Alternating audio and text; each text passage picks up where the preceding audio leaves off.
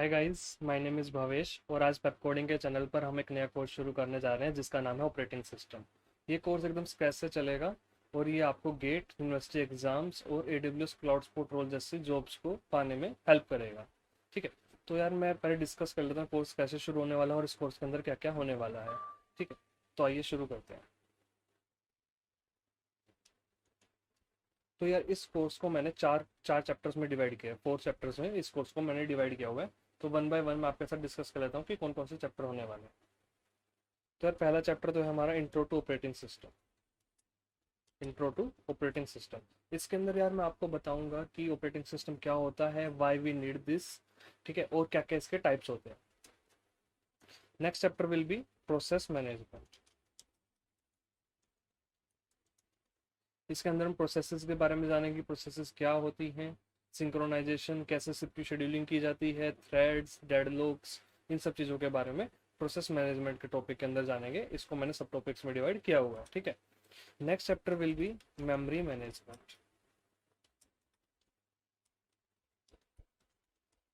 इसके अंदर यार हम RAM, linking, loading, address binding, ठीक है, पेजिंग बहुत ज़्यादा इंपॉर्टेंट टॉपिक है जो कि, ठीक है, और पेजिंग के टाइप्स क्या क्या हैं, segmented paging, inverted paging, multi level paging, इन सबको पूरे डेप्थ में पढ़ने वाले हैं।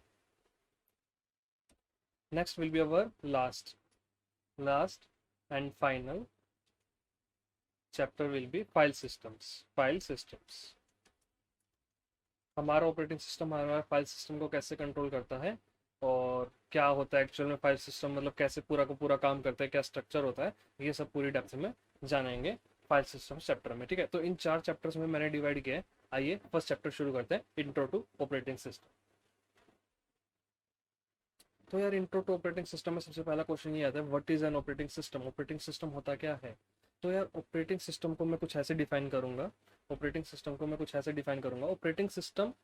Is an operating it is a software or an interface. It is a software or an interface between what, between the user application and hardware। और ये हमारा ऑपरेटिंग सिस्टम होता है। कैसे यार देखो, हार्डवेयर को आप डायरेक्टली कंट्रोल नहीं कर सकते, डायरेक्टली इंटरेक्ट नहीं कर सकते हार्डवेयर के साथ। क्यों? क्योंकि बहुत टफ होता है। हमारे कंप्यूटर को सिर्फ 0101 ये सब समझ में आता है। ठीक है। आप डायरेक्टली अब कैसे हार्डवेयर के साथ इंटरेक्ट करेंगे। आप अगर आप टेक्निकल पर्सन नहीं है तो आपको हार्डवेयर की नॉलेज भी नहीं होगी। तो इस चीज़ को ईजी बनाने के लिए, हम ओएस को एज ए मीडिएटर लेके आए, किस किस के बीच में, हमारे बीच में, यूजर या यूजर एप्लीकेशन के बीच में और हार्डवेयर के बीच में, यूजर एप्लीकेशन और हार्डवेयर के बीच में एज ए मीडिएटर लेकर आए हम ऑपरेटिंग सिस्टम को। ठीक है। तो ये होता है आपका ओएस, अगर मैं डेफिनेशन के बारे में बात करूँ तो। अब अगर हमें एग्जांपल लेना हो कोई कि कैसे यार ऑपरेटिंग सिस्टम कैसे एज ए मीडिएटर काम कर रहा है, तो आपने देखा होगा यूजर एप्लीकेशन में आप जावा या सी में आप लिखते हो प्रिंट, या फिर जावा में लिखते हो system.out.println। ठीक है। तो आप ये कमांड देते हो अपने एप्लीकेशन के अंदर to to print something on your monitor, to showcase something on your monitor. ठीक है। तो ये क्या होता है, आपने एक सिस्टम कॉल दी ओएस को बोला यार एक सिस्टम कॉल है कि हार्डवेयर कौन है, मॉनिटर पर जाकर जो भी मैं इसके अंदर पास करूं वो शोकेस कर दे, जो भी मैं पास करूं वो शोकेस कर दे। ठीक है। तो हमने तो system call the operating system को, ऑपरेटिंग सिस्टम ने देन हार्डवेयर के साथ इंटरेक्ट किया। ठीक है। हमने किसको दी, ऑपरेटिंग सिस्टम को दी है सिस्टम कॉल। ठीक है। तो इसको बोलते हैं सिस्टम कॉल। सिस्टम कॉल क्या लगी होगी, राइट की सिस्टम कॉल लगी होगी। ठीक है। और अगर मेरे को डिफाइन करना हो सिस्टम कॉल को, कैसे डिफाइन करूंगा, it is a request, system call is a request made by the user application ने मेड की और किसको पास की, टू दी ऑपरेटिंग सिस्टम को पास की, in order to get what, in order to get some kind of service. अभी हमने क्या सर्विस पाने की कोशिश की, मॉनिटर पर कुछ प्रिंट हो जाए, तो हमने ये सर्विस पाने की कोशिश की। ठीक है। ठीक है यार। तो मैंने ये बता दिया कि आपको कि ऑपरेटिंग सिस्टम क्या होता है। नेक्स्ट आगे बढ़ते हैं। ठीक है। तो यार ऑपरेटिंग सिस्टम को मैं रिसोर्स एलोकेटर भी बोल सकता हूँ। ऑपरेटिंग सिस्टम को मैं क्या बोल सकता हूँ, रिसोर्स एलोकेटर। क्यों और कैसे बोल सकता हूँ? अब देखिए, एक प्रोसेस एक टाइम पर ही एक रिसोर्स को यूज कर सकते हैं। रिसोर्सेज क्या क्या होते हैं हमारे? रैम, मॉनिटर, प्रिंटर, कुछ भी हो सकता है, ठीक है, कुछ भी हो सकता है जो हमारे कंप्यूटर के अंदर होता है, कोई भी रिसोर्सेज जो हम यूज कर रहे हैं, ठीक है। अब एक प्रोसेस, मल्टीपल प्रोसेस एक ही रिसोर्स को सेम टाइम पर यूज नहीं कर सकती, तो उन्हें कौन एलोकेट करता है कि इस प्रोसेस को ये रिसोर्स मिलेगा, इस प्रोसेस को ये रिसोर्स मिलेगा? ये सारा काम कौन करता है? हमारा ऑपरेटिंग सिस्टम ही करता है। इसलिए मैं ऑपरेटिंग सिस्टम को क्या बोल सकता हूँ? रिसोर्स एलोकेटर बोल सकता हूँ। हमारे रिसोर्सेज कौन कौन से टाइप के हो सकते हैं? हार्डवेयर टाइप के और सॉफ्टवेयर टाइप के। हार्डवेयर तो मैंने आपको बता ही दिया कि रैम, मॉनिटर, हार्ड डिस्क, ठीक है। सॉफ्टवेयर हमारी फाइल्स, फाइल्स भी तो हमारे रिसोर्सेज हैं, उसके अंदर हमारा डाटा पड़ा होता है, ठीक है। फाइल्स भी हमारे रिसोर्सेज ही हैं। नेक्स्ट क्या बोले, बात करें हम अगर गोल ऑफ ऑपरेटिंग सिस्टम की बात करें कि भैया ऑपरेटिंग सिस्टम बनाकर हमने क्या अचीव कर लिया? ऑपरेटिंग सिस्टम बनाकर हमने क्या अचीव किया? हमने भैया यूजर के लिए कन्वीनियंस हासिल किया है। यूजर के लिए कन्वीनियंस हासिल किया कि भैया किसी को टेक की कोई ज्यादा नॉलेज भी नहीं है, वो भी इजीली कंप्यूटर को यूज कर पा रहा है, because of what? Operating system, ठीक है। और क्या हासिल किया हमने? एफिशिएंसी। अब मान लो डायरेक्टली हार्डवेयर के साथ इंटरेक्ट करने बैठ जाते हैं हम, एक तो सिर्फ टेक ही पर्सन कर पाते हैं काम, ठीक है, और कितना ज्यादा टाइम लगता, ठीक है, और कितना ज्यादा टाइम लगता, हम कोई भी काम एफिशिएंटली वर्क नहीं कर पाते। तो इसने क्या इंक्रीज की? एफिशिएंसी को इंक्रीज किया और कन्वीनियंस प्रोवाइड किया हमें ऑपरेटिंग सिस्टम ने। So this is the goal of operating system, convenience provide करना और एफिशिएंसी इंक्रीज करना। आगे यार, बात करते हैं टाइप ऑफ ऑपरेटिंग सिस्टम की। किस चीज की बात करते हैं? टाइप ऑफ ऑपरेटिंग सिस्टम के। ऑपरेटिंग सिस्टम के टाइप क्या क्या होते हैं, आइए बात करते हैं, ठीक है जी। तो यार ऑपरेटिंग सिस्टम के टाइप्स मैंने सिर्फ 5 टाइप्स यहाँ पर लिए हैं, जिसके अंदर ऑलमोस्ट सब कुछ कवर हो जाएगा जो भी आपके सिलेबस में आना है, ठीक है। तो सबसे पहला तो ऑपरेटिंग सिस्टम का टाइप मैंने लिया द बैच ऑपरेटिंग सिस्टम। इसके अंदर क्या होता है यार, आपकी जितनी भी जॉब्स होती हैं, उनको एक ग्रुप में डाल दिया जाता है। वैसे तो जनरली ऐसा होता है कि सिमिलर काइंड ऑफ जॉब्स को एक ग्रुप के अंदर डाल दिया जाता है। जैसे कि मान लीजिए एक ग्रुप ये है, एक ग्रुप ये है, इसके अंदर जॉब 1 जॉब 2 है, और जॉब 3 जॉब 4 जॉब 5 इस ग्रुप में डाल दी गई है, ठीक है। तो मैं इसको बोलता हूँ बैच 1 या फिर ग्रुप 1, और इसको बोलता हूँ बैच 2, ठीक है जी। तो क्या होता है इस ऑपरेटिंग सिस्टम में, अगर ये हमारा सीपीयू है, तो 1 बाय 1 बैचेस को सीपीयू पर लोड किया जाता है। सबसे पहले इस बैच को सीपीयू पर लोड किया गया, ठीक है। फिर इसकी जॉब 1 और जॉब 2 रन होना शुरू होगी, ठीक है। अब मान लीजिए जॉब 1 और जॉब 2 एग्जीक्यूट हो रही है, और बीच में क्या हुआ, इन्हें किसी इनपुट आउटपुट डिवाइस की रिक्वायरमेंट पड़ गई। इनपुट आउटपुट डिवाइसेस कौन कौन से होते हैं आपके? यही मॉनिटर, कीबोर्ड, प्रिंटर, जिसमें यूजर का कुछ काम होता है, मतलब कि यूजर का कुछ लेना देना होता है, ठीक है।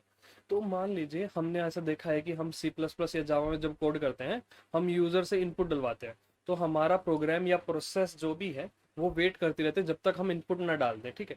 तो यार सीपीयू उस वक्त में जब हमारी जॉब 1 मान लीजिए यहाँ पर आई, और जॉब 1 को किसी आईओ की डिवाइस की जरूरत पड़ गई, तो आईओ के पास चली गई, ठीक है। इस वक्त पे हमारा सीपीयू क्या है? आइडल, खाली बैठा है। वो जॉब 2 को रन नहीं करेगा। द बैच ओएस में क्या होता था, वो जॉब 2 को रन नहीं करेगा जब तक जॉब 1 कंप्लीट नहीं हो जाएगी। जब तक एक जॉब कंप्लीट नहीं हो जाएगी, दूसरी जॉब को रन नहीं करेगा। इस वक्त पे हमारा सीपीयू आइडल बैठा है। तो इसमें क्या होता था, सीपीयू आइडलनेस इंक्रीज हो गई, सीपीयू आइडलनेस इंक्रीज हो गई, ठीक है, और थ्रोपुट आपका डिक्रीज हो गया। बात करते हैं अभी थ्रोपुट क्या होता है। थ्रोपुट डिक्रीज हो गया। अगर मैं थ्रोपुट की डेफिनेशन लिखूं, थ्रोपुट की अगर मैं डेफिनेशन लिखूं, तो कुछ ऐसी होगी, number of jobs executed, number of jobs executed per unit time, कि भैया एक टाइम में, एक यूनिट टाइम में आपने कितनी जॉब्स को एग्जीक्यूट किया। मतलब कि थोड़े टाइम में जितनी ज्यादा जॉब्स एग्जीक्यूट करेगा हमारा सीपीयू, उतना थ्रोपुट इंक्रीज होगा। जितना कम आइडल बैठेगा उतना थ्रोपुट इंक्रीज होगा। तो हमारे इस बैच ओएस में क्या होता था, फिर ये जब बैच कंप्लीट हो जाएगा, जब जॉब 2 भी कंप्लीट हो जाएगी, तब सेकंड बैच की बारी आएगी, फिर उसकी जॉब 3 जॉब 4 जॉब 5 एग्जीक्यूट की जाएंगी, ठीक है। तो ये होता था आपका बैच ऑपरेटिंग सिस्टम। और इसके अंदर क्या होता था, सीपीयू आइडलनेस इंक्रीज होती थी और थ्रूपुट कम मिलता था, ठीक है। इसलिए ये अच्छा ऑपरेटिंग सिस्टम मैं इसको नहीं बोलूंगा। क्यों? मैं अपने पूरे सीपीयू का यूटिलाइजेशन नहीं कर पाया, 100% सीपीयू का अच्छे से यूटिलाइजेशन नहीं कर पाया। तो ये मैंने नीचे डेफिनेशन लिखी है। In this type of OS एक ग्रुप और batch of jobs are loaded and scheduled on the CPU by operating system. If any job requires IO, अगर किसी जॉब को IO की रिक्वायरमेंट पड़ती है, it moves to the IO device, ठीक है। It leaves the CPU, but another job, ये देखो जॉब 1 तो जॉब CPU को छोड़कर चली गई IO के पास, but another job can't be scheduled until and unless this job is completed. Until and unless job 1 is completed, तब तक दूसरी शेड्यूल नहीं की जा सकती। यहाँ पर मैंने अपनी डेफिनेशन लिख दी है। आइए नेक्स्ट ऑपरेटिंग सिस्टम की बात करते हैं। Multi programming operating system. Multi programming operating system ये है जो कि आजकल हम यूज कर रहे हैं, विंडोज, यूनिक्स एंड लिनक्स। अगर मैं इनके एग्जांपल की बात करूं, अगर ऊपर वाले के एग्जांपल दूं, आईबीएम का यार एक ऑपरेटिंग सिस्टम 2 आता था, ठीक है। ये है ऊपर वाले का एग्जांपल। अगर मैं नीचे वाले मल्टी प्रोग्रामिंग की बात करूं तो इसमें होता है विंडोज और यूनिक्स। आजकल हम मल्टी प्रोग्रामिंग कर रहे हैं, ठीक है। लिनक्स होगा, यूनिक्स होगा, ठीक है। तो यार कैसे मैं इस चीज को डिफाइन करता हूँ, इसके अंदर बैचेस नहीं होते थे, इसके अंदर इंडिविजुअल जॉब्स होती हैं आपकी, इंडिविजुअल जॉब्स होती हैं, ठीक है। और वन बाय वन उनको सीपीयू के ऊपर लेके आया जाता है, वन बाय वन उनको सीपीयू के ऊपर लोड और शेड्यूल किया जाता है, वन बाय वन, ठीक है जी। मान लीजिए सबसे पहले जॉब बनाई और उसे किसी आईओ की रिक्वायरमेंट पड़ गई, एग्जीक्यूट होते होते वो आईओ के पास चली गई, किसी इनपुट आउटपुट की रिक्वायरमेंट है और वो आईओ के पास चली गई। अब इस वक्त पे क्या होगा, आपकी जॉब टू सीपीयू कहेगा यार जब तक जॉब 1 आईओ करके आती है मैं इतने जॉब 2 को एग्जीक्यूट करना शुरू कर देता हूँ। जॉब 1 तो यहाँ पर जा चुकी है आपकी, यहाँ पर जॉब 1 नहीं है, इस वक्त पे जॉब 1 नहीं है, आपकी क्या एग्जीक्यूट हो रही है, आपकी जॉब 2 एग्जीक्यूट हो रही है। इससे क्या हो गया, हमारे सीपीयू की आइडलनेस कम हो गई। जब हमारी जॉब 2 कहीं और जाएगी या आईओ के पास जाएगी या फिर कंप्लीट हो जाएगी तब, और जॉब 1 तब तक आईओ कंप्लीट कर चुकी होगी, हमारी जॉब 1 फिर से रन होना शुरू हो जाएगी, ठीक है। तो बट हमारी सीपीयू की क्या हो गई, आइडलनेस कम हो गई, आइडलनेस डिक्रीज। अब आइडलनेस अगर डिक्रीज हुई है तो थ्रूपुट तो ऑब्वियसली इंक्रीज हुआ है, number of jobs execution per unit time increase हुआ है, ठीक है। तो इसके अगर मैं डेफिनेशन की बात करूं, individual jobs are loaded not in the groups, बिल्कुल करेक्ट, यही मैंने बोला है। OS schedules the job in the OS, operating system हमारा सीपीयू के ऊपर जॉब शेड्यूल करता है। ये शायद मैंने लाइन गलत लिख दी, यहाँ पर लिखेंगे OS schedules the job on CPU, ठीक है। If any job require IO, अगर मान लो मेरी जॉब को रिक्वायर पड़ी आईओ की, of making CPU instead of making CPU, another job gets scheduled. Instead of making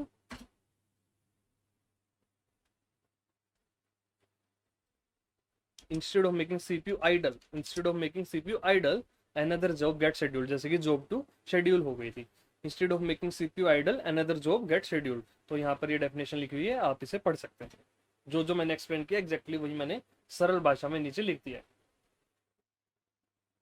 आइए आगे की बात करें, अगर हम मल्टीटास्किंग ऑपरेटिंग सिस्टम, यार ये कुछ नहीं है, मल्टी प्रोग्रामिंग का ही extended version of multi programming,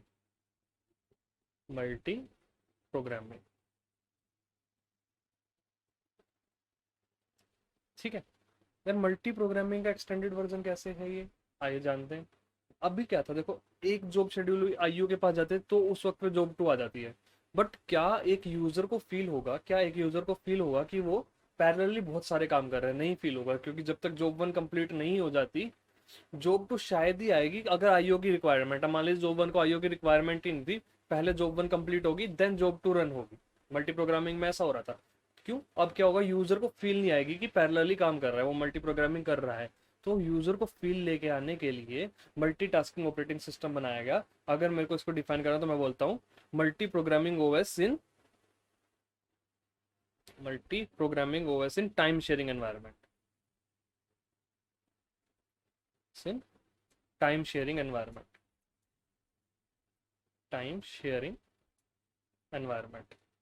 अब यार टाइम शेयरिंग एनवायरनमेंट से मेरा क्या मतलब है, टाइम शेयरिंग एनवायरनमेंट से मेरा मतलब ये है कि मान लीजिए आपके पास जॉब 1, जॉब 2, जॉब 3, जॉब 4 और जॉब 5 है, ठीक है जी।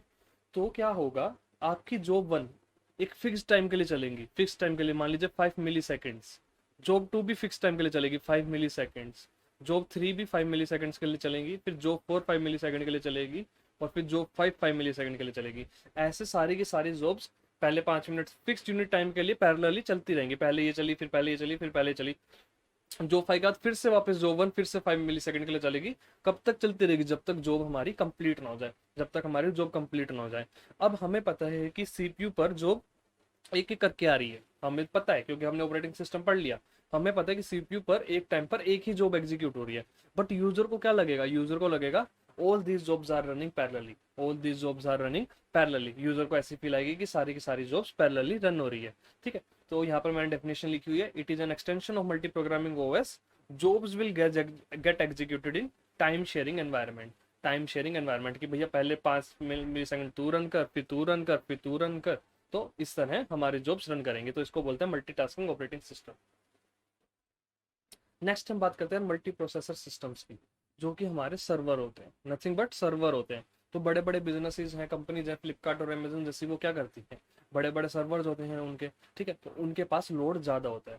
पर्सनल यूज के अलावा इनके पास लोड जो होता है, नंबर ऑफ रिक्वेस्ट का ज़्यादा होता है। तो इस चीज़ को हैंडल करने के लिए मल्टीपल कंप्यूटर्स लगते थे, मल्टीपल कंप्यूटर्स लगते थे। तो उसकी जगह क्या आया यार, मल्टीपल कंप्यूटर्स खरीदने से अच्छा है क्यों ना आप मल्टीपल प्रोसेसर्स लगा लो, मल्टीपल प्रोसेसर्स लगा लो एक ही सिस्टम पर। ठीक है, मेमोरी उसकी एक ही है, बट मल्टीपल सिस्टम्स लगे हुए हैं बस। ठीक है जी, तो मल्टीपल सीपीयूज होते हैं इसके अंदर, मल्टीपल सीपीयूज होते हैं एक सिंगल सिस्टम पे, एक सिंगल सिस्टम पे एज एन सर्वर एक्ट करता है। ठीक है, तो अब क्या होगा, ये तो यार ऑब्वियस सी बात है, ऑब्वियस सी बात है कि इसका थ्रूपुट बहुत ज्यादा होगा as compared to our other systems. क्यों? क्योंकि इसके अंदर प्रोसेस करने के लिए तीन तीन सीपीयू लगे हैं, इसके लिए प्रोसेस करने के लिए तीन तीन सीपीयू लगे हैं। तो इसका क्या होता है, throughput high, throughput very high. दूसरे और फायदे क्या हो सकते हैं इसके? इसका एक बड़ा फायदा है कि रिलायबिलिटी, रिलायबिलिटी इंक्रीज हो जाती है भैया, रिलायबिलिटी, रिलायबिलिटी इंक्रीज हो जाती है। रिलायबिलिटी अब इंक्रीज कैसे होती है? मान लीजिए आपका एक सीपीयू खराब हो गया, मान लीजिए ये वाला सीपीयू खराब हो गया, फिर भी आपका सर्वर बंद नहीं होगा, वो यूजर्स की रिक्वेस्ट लेता रहेगा। क्यों? क्योंकि ये वाले दो सीपीयू एक्टिव हैं। इतने ये खराब हुआ, आप इतने इसको बिना सर्वर को बंद किए इसको रिपेयर कर सकते हो। ठीक है, रिलायबिलिटी इंक्रीज हो जाती है। दूसरा क्या इंक्रीज हो जाता है? दूसरा आपका इंक्रीज होता है, इंक्रीज नहीं होता, कॉस्ट इफेक्टिव होता है, ये मैं बोलूंगा, कॉस्ट इफेक्टिव होता है, इकोनॉमिकल होता है, ये बोलूंगा इकोनॉमिकल होता है। किन के लिए? बिजनेसेस के लिए। पर्सनल यूज के लिए इकोनॉमिकल नहीं है, पर्सनल यूज के मल्टीपल प्रोसेसर्स का क्या फायदा? ठीक है, बट बिजनेसेस के लिए फायदा है। Instead of purchasing multiple computers they just boat the multiple processor, तो उनके लिए इकोनॉमिकल होता है, कॉस्ट इफेक्टिव होता है। दीज सिस्टम्स आर, ये इसकी डेफिनेशन, ये तो इसकी डेफिनेशन यही है बस, मल्टीपल प्रोसेसर्स होते हैं इसके अंदर, नथिंग एल्स। ठीक है जी, आगे बात करते हैं रियल टाइम सिस्टम्स की। रियल टाइम सिस्टम क्या होते हैं? रियल टाइम सिस्टम आपके टाइम बाउंड सिस्टम्स होते हैं। मतलब कि अगर मैंने बोल दिया यार एक प्रोसेस को 5 सेकंड में रन होना है, तो उसको 5 सेकंड में रन होना ही पड़ेगा। ये नहीं हो सकता कि यार मैं 4 सेकंड में जल्दी रन हो गई तो भी गलत बात है, और लेट रन हुई तो भी गलत है, मतलब 6 सेकंड्स ले लिए तब भी गलत बात है।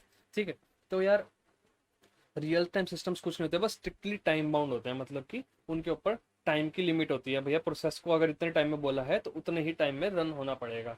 ठीक है, ये यार ये दो टाइप के हो सकते हैं आपके, हार्ड और सॉफ्ट। हार्ड और soft.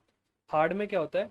Minor delay, even minor delay is not accepted, even minor delay is not accepted.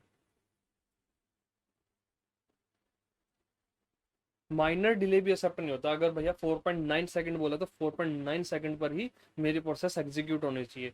कहां पर यूज होते हैं ऐसे सिस्टम? सैटेलाइट और मिसाइल सिस्टम्स में, सैटेलाइट सिस्टम्स में और मिसाइल सिस्टम्स में। क्यों होते हैं भैया सैटेलाइट में और मिसाइल सिस्टम में? सैटेलाइट हमारी आर्मी भी यूज करती है, तो इसमें अगर देरी हो गई, अगर इसमें टाइम इधर उधर हो गया तो कुछ गड़बड़े हो सकते हैं। सिमिलरली मिसाइल सिस्टम्स में, तो यहाँ पर रियल टाइम सिस्टम्स को यूज किया जाता है। और सॉफ्ट का, सॉफ्ट सिस्टम्स का मतलब क्या होता है? Minor delay is accepted. चलो भैया अगर हल्का फुल्का टाइम में डिले हो गया तो वो हम एक्सेप्ट कर लेंगे, माइनर डिले इज एक्सेप्टेड। ये होते हैं आपके सॉफ्ट रियल टाइम सिस्टम्स। कहाँ यूज होते हैं? बैंकिंग सेक्टर में। बैंकिंग सेक्टर में माइनर डिले एक्सेप्ट होता है, ठीक है, बैंकिंग सेक्टर में यूज होते हैं ऐसे ऐसे सिस्टम्स, ठीक है। तो यार हमने यहाँ पर बात की ऑपरेटिंग सिस्टम्स क्या होते हैं, ऑपरेटिंग सिस्टम की डेफिनेशन, ऑपरेटिंग सिस्टम की नीड क्यों है, और ऑपरेटिंग सिस्टम्स के टाइप्स, ठीक है। अब नेक्स्ट लेक्चर में मिलेंगे। Bye bye, Tata.